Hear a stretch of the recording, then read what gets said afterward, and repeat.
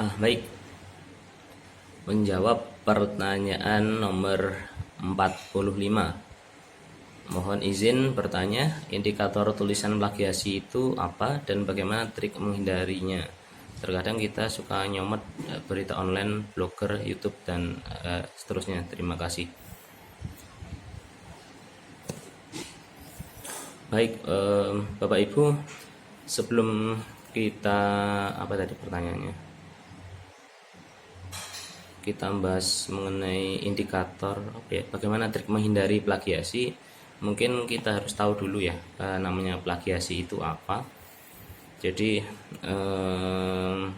plagiasi itu kan sebenarnya merujuk gitu, mengutip kata, kalimat atau informasi ya tanpa menyebutkan sumbernya.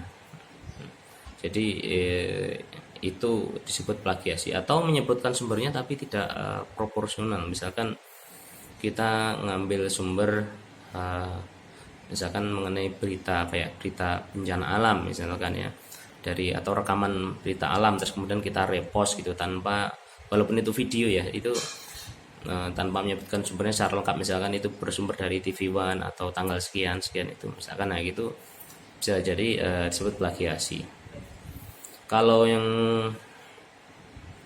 ada juga yang berupa kalimat ya, itu disebut sebagai plagiasi. Terus intinya adalah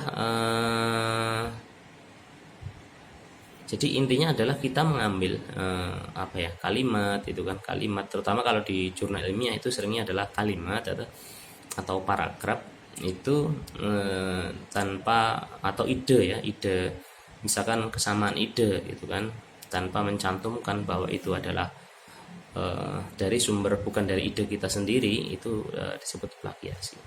Jadi kalau Bapak Ibu pengen ngecek plagiasi itu apa, mungkin dilihat dulu di kamus KBBI ya, Kamus Besar Bahasa Indonesia, dicek sendiri gitu kan.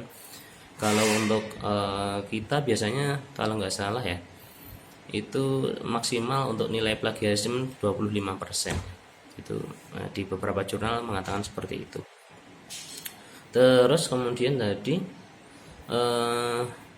bagaimana cara menghindarinya atau trik menghindarinya? Nah, trik menghindarinya adalah cuma satu Bapak Ibu. Pertama, Bapak Ibu menyebutkan sumbernya gitu kan. Terus kedua, yang kedua itu Bapak Ibu memparafrase. Idenya tetap sama, tetapi kalimatnya berbeda. Maknanya tetap sama, kalimatnya berbeda. Bisa pasif jadi aktif, aktif dijadikan pasif. Nah, itu juga sudah sangat membantu ya.